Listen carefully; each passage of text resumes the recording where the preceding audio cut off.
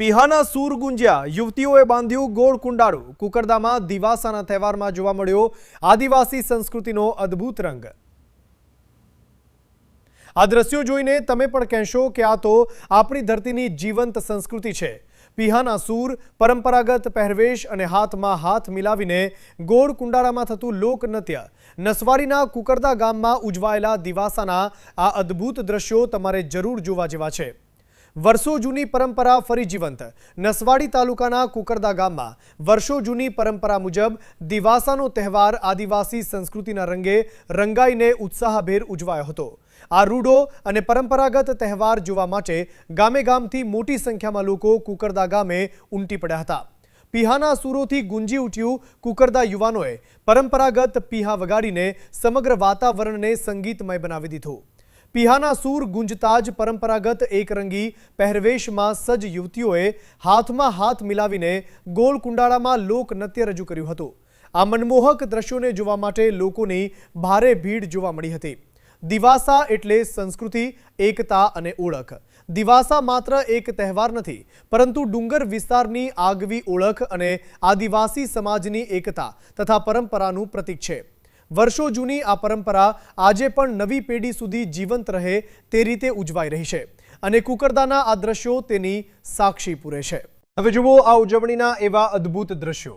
પીહાના સૂરથી લઈને પરંપરાગત લોકનૃત્ય સુધી આ સમગ્ર રંગારંગ ઉજવણીનો વિડીયો અંત સુધી જરૂર નિહાળો। રિપોર્ટર મુકેશ પરમાર, નસવાડી પ્રકોપ ન્યૂઝ, સાચા સમાચાર, સીધી અસર।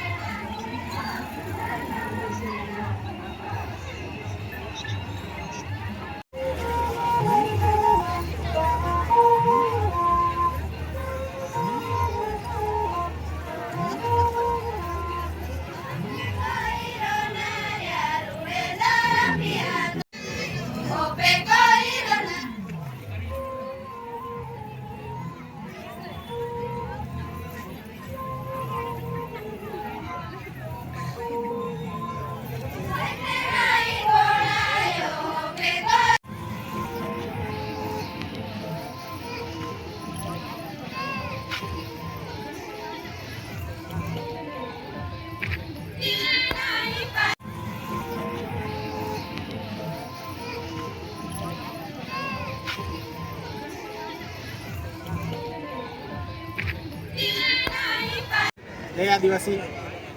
આજ રોજ દિવાસા નિમિત્તે કુકરદા ખાતે ઘણી ખરી સંખ્યામાં આદિવાસીઓ પોતાના નૃત્ય, પોતાના વાજિંત્રો અને પોતાની વેશભૂષા સાથે આજે બધા ભેગા થયા છે અને પોતાના નૃત્ય કરીને આવનારા પેઢી માટે આદિવાસી સંસ્કૃતિ જાગૃત થાય અને આદિવાસી સંસ્કૃતિ માટે એક મેસેજ મળે, એના લીધે બધા ભેગા થઈને આજે દિવાસાનો તહેવાર ઉજવવામાં આવે છે।